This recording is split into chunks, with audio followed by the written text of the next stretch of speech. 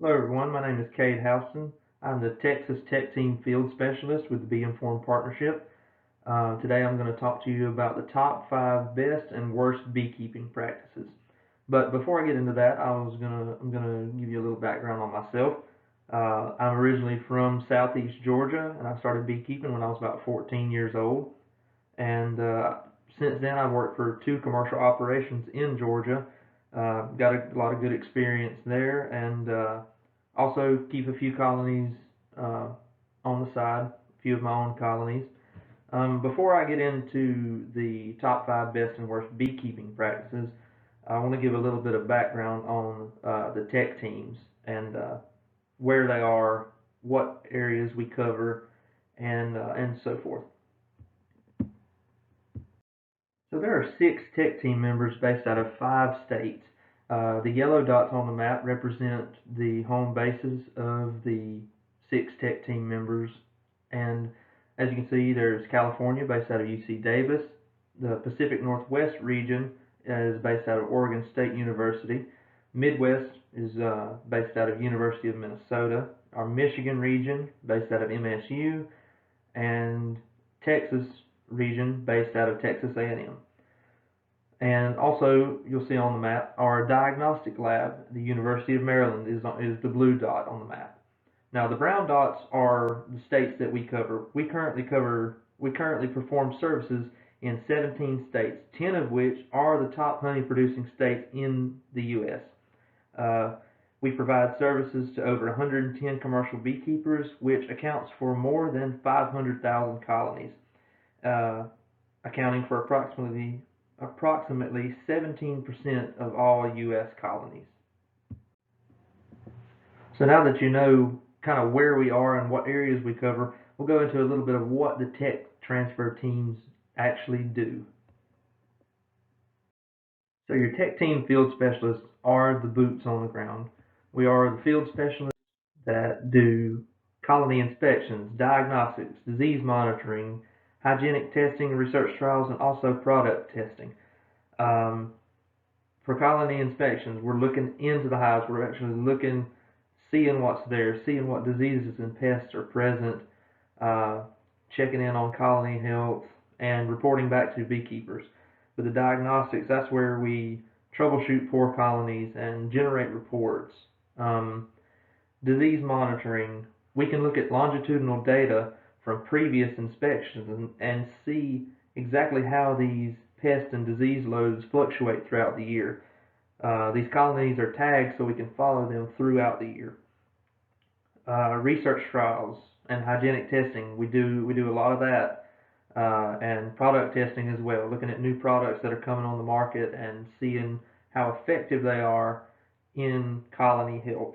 And I mean, we are the bridge between honeybee health research and the beekeepers themselves. So now that you know a little bit about the tech teams and what they do, let's dive into the top 5 best and worst beekeeping practices.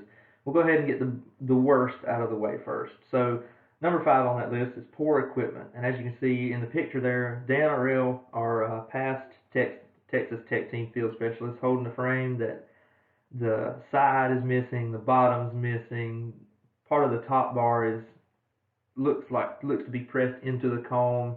It's just uh, a nasty looking frame, and this can lead to more burr comb between your frames, and in turn, when you go to do a colony inspection, you pull that frame out. I mean, you're crushing bees and possibly your queen, so that could lead to other problems in the future. So you want your equipment to be bee tight and weather tight. So weather tight, you want to reduce that moisture, any moisture that could possibly get into the hive. You want to reduce that as much as you can, because you get moisture in the hive, it just sits, becomes stagnant, becomes a disease reservoir. Bee tight, you don't want any holes in the sides of your hives or any gap between the top, between the lid, because that can encourage robbing. You get a weak colony that has honey inside. Stronger colonies, they're going to pick on that colony, they're going to go in, rob those resources, and in turn, your weaker colony will most likely die. As you can see in the picture on the left, moisture has got in, it's became stagnant, it's just sitting on that bottom board, and you can see dead larvae and dead bees in that. And this also encourages small hive beetles to take hold. Um, any wax that is dropped, like say your colony got weak and got robbed out, there's going to be wax on that bottom board. That encourages the hive beetles to breed and take over. So the next thing, as you can see on the picture on the right, this has to deal with this. This is a good picture of burr comb. It has to deal with your bee space, keeping it bee tight. So any space over about a quarter inch, your bee space is between 3/8 of an inch to a quarter of an inch. So any space that is greater than that, the bees will build comb in. So this leads to a decreased treatment efficacy, uh, and can lead to killing bees. If you don't clean this off when you do a hive inspection, when you put that back on, bees will get trapped between the comb and in turn die. So you're hurting your population, and also if you go to treat and place it on the top bar, it's not a good contact. The bees can't get to it as well because it's crushed between burr comb. So here you see on the left this picture. This is just an example of really burred up comb between the boxes. It looks like in the top box there some frames were missing at some point, and the bees just built their own comb, and it looks like really old comb as well. The center picture, broken frames. The bees kind of just did their own thing there, which is can cause burr comb, rolling bees, killing queens possibly. It's just it's not good for colony health. And then as you can see on the right, there, the far right there, you got mold on the pollen patty. This could be due to there being burr comb between the boxes and or between the box and the lid, and the bees just couldn't get to it to take care of that issue. Uh, this it all has to go. It all goes back to having good quality equipment and keeping it that way. Fix your boxes during the off season. Buy new equipment. Um, all goes back to if you do these things, your bees they'll thrive because of it. So our next thing on the list of top five worst beekeeping practices is not having a veterinarian. And the picture there on the left shows some European foul brood in a colony. We'll get in further to that in just a second. As of today, beekeepers can only purchase antibiotics through a veterinarian. There's no available None of these antibiotics are available over the counter anymore or at a beekeeping supply store. So to purchase these antibiotics, uh, you'll have to get to know a veterinarian. So that's very important. Uh, you need to set up a veterinarian client patient relationship. The vet must issue a prescription or veterinary feed directive order to get you these antibiotics that are imperative to treating your bees and keeping them healthy. Um, the antibiotics can only be obtained through a pharmacy or a vet. You cannot purchase these over the counter. Here you see a picture of American foul brood. American foul brood and European foul brood can be treated with terramycin, but only American foul brood can be treated with Tylan, both of which require a veterinarian to purchase. Now, Nosema, on the other hand, which can be treated with fumagillin, which is now Fumidil B, does not require a veterinary feed directive.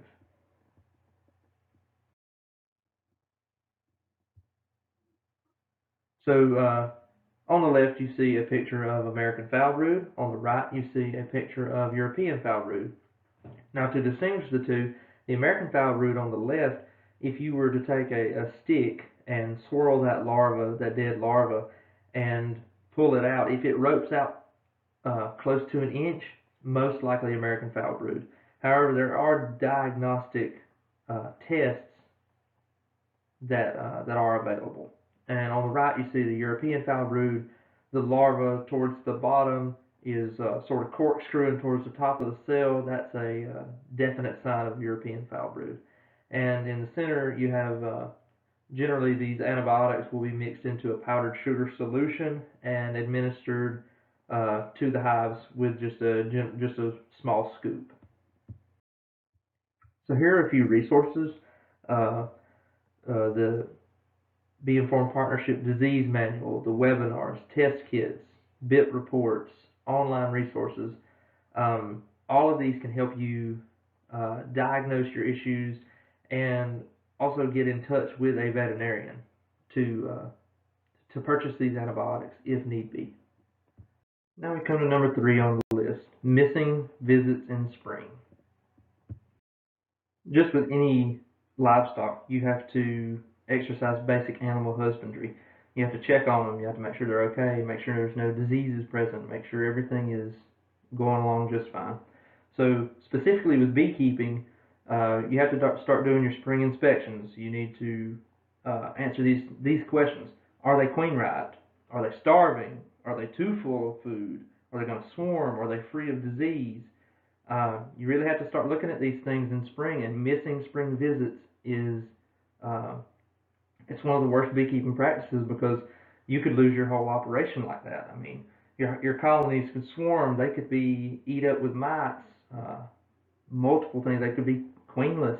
Uh, you really have to uh, buckle down and do these spring inspections, or it could affect your entire season.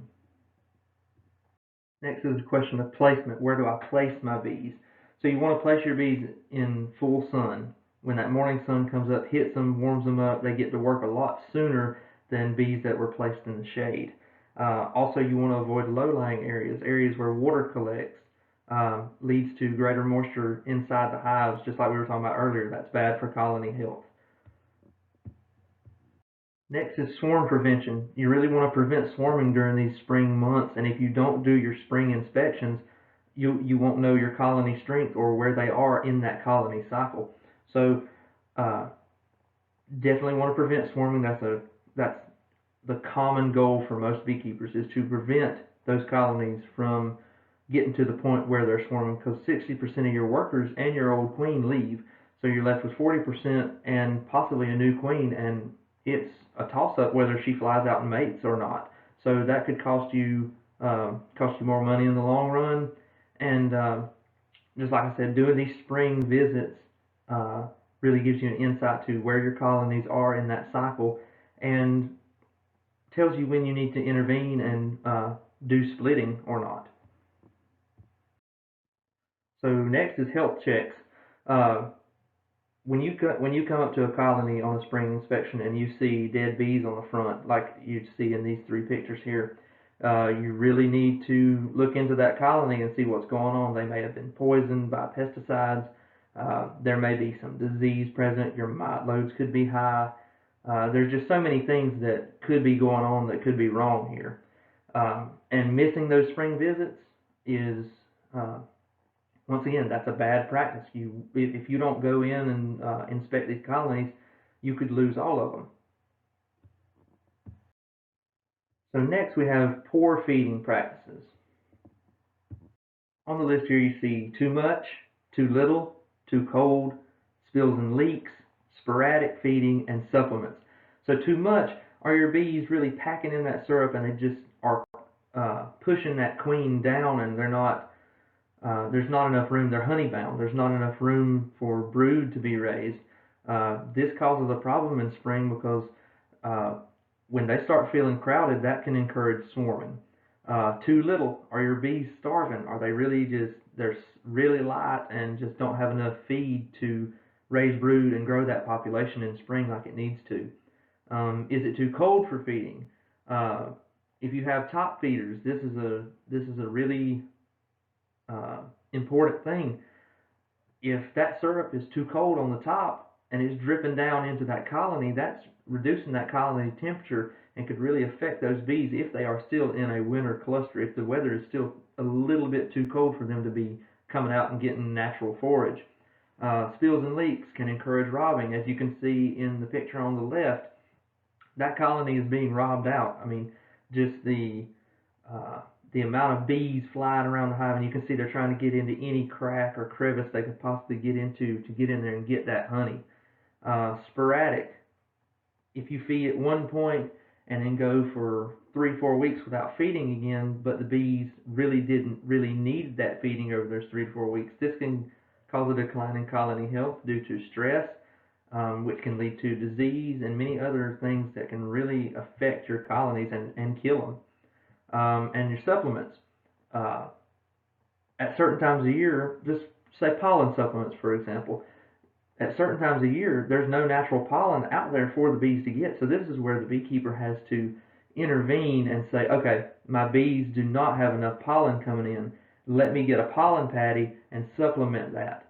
And your colony health will improve during that time and hold them over until they get on a natural pollen source. Here we see a community type feeder, and just a 55-gallon drum. Looks like there's a hole in it, and that's how they're feeding. So here you see, I mean, you can see bees and yellow jackets and such. So community feeding is really looked down upon because, I mean, you may be feeding your bees, but you're also feeding the scavengers and possibly your neighbor's bees. This also community feeding also encourages robbing. So, I mean, you have one feed source there, and when that's gone, all those forage bees, they're looking around that same area for that feed. So they find a weak colony to pick on and rob from, they're going to do it. It also encourages disease spreading. All of these bees in one place at one time. You may have one colony in the apiary that has EFB, AFB, or any other type of disease, and they're feeding on this feed source with your other bees that don't have these diseases. Those spores are spreading. So in the end, your whole apiary could be infected. It also encourages drowning, as we'll see in the next slide. You can see here at the bottom, there's so many bees down there at the bottom that have just drowned because even though there was a material placed inside to help them climb out, you're still going to see a large amount of drowning with the community feeders. So our next and last thing on the worst 5 beekeeping practices is relying on unproven methods. What I'd like to say on this topic is there are no cure-alls in the beekeeping industry. There's no single product that does everything. You have to be skeptical about stuff like this and really pay attention to labels and just remember the label is the law. So just keep that in mind. And you also have to look at treatment versus preventative. Some things may prevent a certain disease or pest, but they may not treat for a certain disease or pest. So read that label, be sure what your product is, and don't rely on unproven methods to control any issues that may come up in your colonies. And if there is a certain unproven method that you think, hey, I want to see if this actually works, do an on-farm trial. Have you a control group of hives and a test group of hives, and see if that method provides any type of results that may be beneficial to your bees. And if it does, great. If not, you'll have your answer there. Now that we went through the top 5 worst beekeeping practices, let's go through the top 5 best beekeeping practices. So number 5 on that list is good splitting methods. And as you can see there in the picture, there's a Dan Arell. He's in a full bee yard of new splits. There are many different benefits to good splitting methods. Swarm prevention is one of the main ones. As you can see here, there's a couple pictures of a swarm and also where a new colony has started up from a swarm, just a white comb there. We'll get into some more of those benefits in the next slide.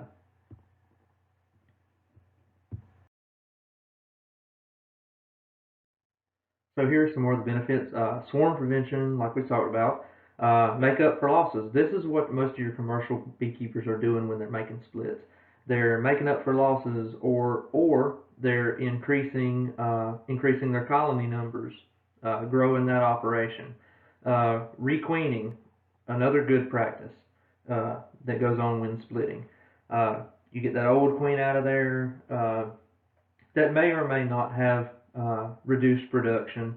You get a new queen in there that's going to blow that colony's population up and uh, really grow that colony how you want it to get optimum production, whether that be honey or bees, um, or whatever you may possibly want. Lower fall varroa loads. It is a known fact that new queen colonies exhibit lower fall varroa loads than old queen colonies. Seem to have lower losses. Those new queens, they have more vigor. Their populations are better. They have more pheromone. Those hives are going to be, in the end, better than colonies that are run by old queens at the end of the year. Here are a few tips to set up your splits for success. So you got to look at timing, strength, diseases, what form of queen introduction we use. We use walk-away splits where you just make the split and let the bees make their own queen. Will you purchase queen cells from a supplier or make your own? Or will you purchase mated queens from a supplier? Or if you have your own on hand, will you use those queens in these splits? So in general, uh, it's good to use a queen cell with splits because that gives you a brood break to control the varroa mite populations inside these colonies. So around day 17 to 19 after putting the queen cell in, you want to throw a varroa treatment on because all of those mites will be outside of the brood. They'll be outside on those bees. This is what we would call phoretic mites. They're outside on the bees, and you can really knock them down with a good treatment, whether that be amitraz, oxalic acid, thymol, any of these. It would be This would really optimize that treatment, having that brood break. So our next top beekeeping practice is rotate your treatments.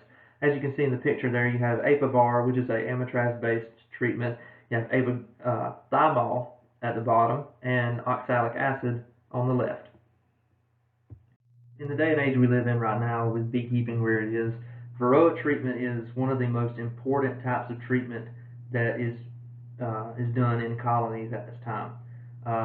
Rotating your treatments, not using just one treatment every single time has different benefits. Uh, you spread risk. Use different treatment windows. Like just for example, with the treatment windows, apivar would be used maybe in the fall, but then in winter, if weather conditions allow, an oxalic acid dribble would optimize varroa control because there's no brood. When you're using oxalic, you don't want to have any brood inside the colony, all those phoretic mites, because oxalic acid is a contact treatment. Therefore, if you use it during the winter, after an apivar treatment in the fall, you'll get optimum varroa control. And then also, rotating these treatments slows down development of resistance because mites are starting to show resistance to amitraz.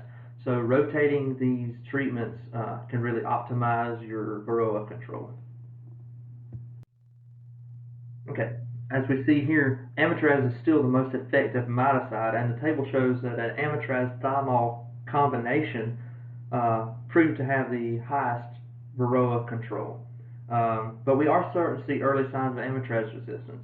And rotation of these treatments is associated with lower losses in these commercial operations. They're losing fewer colonies when a rotation schedule is implemented in the operation. Here we see a table with backyard beekeeper treatment choices. So backyard beekeepers do tend to rely on a single product, and our lowest mortality in the north was beekeepers used a rotation, but in the south it was amitraz. But on the table you see formic acid and oxalic acid had the highest mite control. Number 3 on our list is pull honey and treat early. So most beekeepers pull honey generally during the summer at some point, and this is when your mite counts are going to be the highest.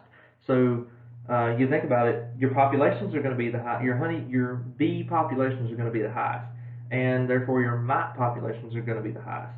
So you want to get that honey off because by label you cannot treat most of your mite treatments you cannot put them on when honey supers are on. So you want to get that honey off and treat early. If you look at the picture on the slide here, I mean, it's pretty much during the dead of winter here. I mean, lots of snow on the ground. So uh, this just kind of goes back to what we were talking about on the previous slide. You want to get those treatments in before stuff like this hits, because if you have not treated by this time of the year, most likely your colonies are going to struggle with those varroa loads. Number two on our best beekeeping practices list is good treatment practices. So with good treatment practices, you want a contact type treatment that can be that is put in the brood nest to maximize that effectiveness. You want bee access to that contact treatment. And that goes back to what we were talking about earlier on the worst beekeeping practices list. You want to make sure that burr comb and all is clear on those top bars so the bees can really access that treatment and get the optimum contact on that treatment to expose all of those mites to it and therefore kill them. And you also have to look at the timing in the colony process. Just kind of like what we were talking about earlier with the apivar and the oxalic acid. Apivar in the fall, oxalic acid during the broodless period.